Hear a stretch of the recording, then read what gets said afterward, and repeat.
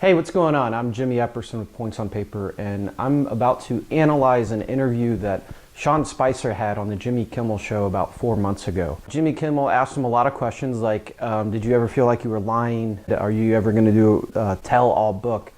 What Sean Spicer was able to do is he had one message to answer all of these questions.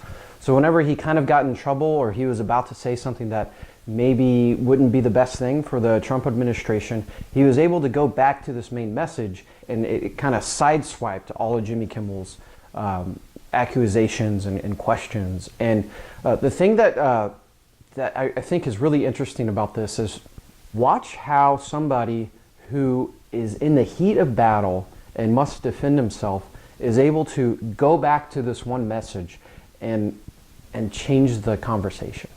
And as a reminder, Sean Spicer came out January 21st, 2017, the day after the inauguration, and he got really mad at the media because he said that they inaccurately portrayed the crowd size of the inauguration. Photographs of the inaugural proceedings were intentionally framed in a way, in one particular tweet, to minimize the enormous support that had gathered on the National Mall. This was the first time in our nation's history that floor coverings have been used to protect the grass in the mall. That had the effect of highlighting any areas where people were not standing, while in years past, the grass eliminated this visual. This was also the first time that fencing and magnetometers went as far back on the wall, preventing hundreds of thousands of people from being able to access the mall as quickly as they had in inaugurations past. So keep in mind, this was a 20-minute conversation with Jimmy Kimmel, and the next clips I'm going to show you are only 45 seconds long. But this is the critical part of the interview where Sean Spicer wasn't trying to give anything away. And so I'm going to show you a couple of clips, and there's one where it looks like he's starting to get lost, and he's starting to ramble, and then he goes back to his main message. But the validity of the election, compared to looking at photos of the crowd at an inauguration, I mean, they're like, one's this and one is this. Did you try to talk him out of that line of defense? I think there's a lot of us that wanted to be focused on his agenda, what he spoke about in his inaugural address. So, look, but he's president. He made a decision. So you have to go along, even though even if you know, and I'm going to ask you to say whether it was or not, but even if you know the crowd wasn't bigger, you have to go, as press secretary, you have to say that it was. Look, your job as press secretary is to represent the president's voice and to make sure that you are articulating what he believes his vision is on policy, on issues and on other areas that he wants to articulate. Whether or not you agree or not isn't your job. Your job is to give him advice, and which is what we would do on a variety of issues all the time.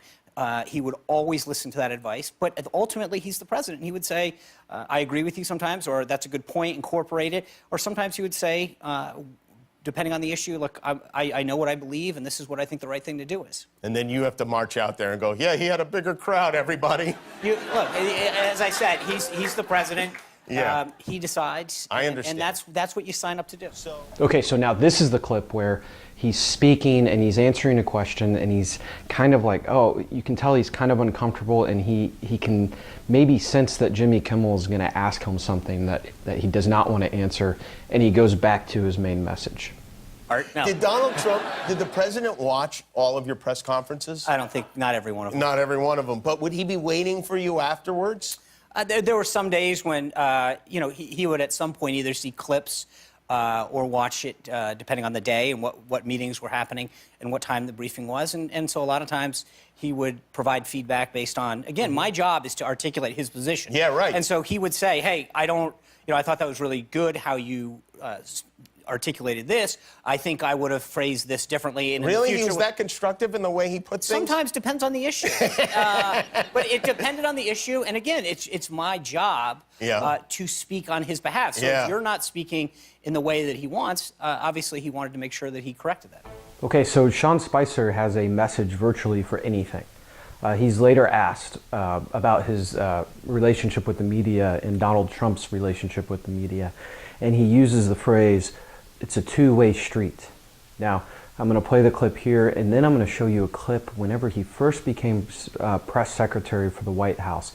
In his first official press briefing, he uses this term. So He developed this key message a long time ago, and he continues to use it. And do you think that is a dangerous thing to delegitimize the press for America? Look, I think it's a two-way street. And when these guys in the press corps go after the president in ways that are unbecoming, and again, it's sort of like what your mom said, two wrongs don't make a right. Conservatives don't care about this.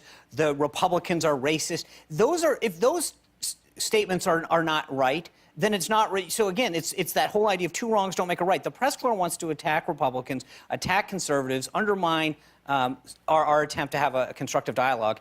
And I think it's a two-way street. And it's a two-way street. We want to have a healthy and open dialogue with the press corps and with the American people about what he's doing to help this country and to unite it.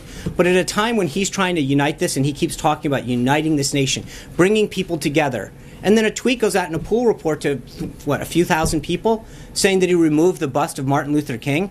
How do you think that goes over? Whether you support Trump or not, I really don't care. I have my own opinions. I'm sure you do too. And that's not my point here, to push some type of agenda on you. My point is to show you how a communicator in a high-stakes situation uses key messages to express some type of idea or opinion. Professional communicators like Sean Spicer use key messages to express a targeted message or viewpoint to their audience. And the reason they do this is they can change the conversation, they can stay on point so they don't give too much information away. Now, I assume that you in your business role probably aren't in as high of stakes environment as Sean Spicer is, being associated with the White House. So what you can do is you can use key messages to make sure you have a consistent way to answer questions that your customers may have. You can use key messages to make sure that your customer hears the exact value proposition that you want to get across to your audience. And then you can use key messages just to stay on message so you don't wander off and say something that isn't true about your business.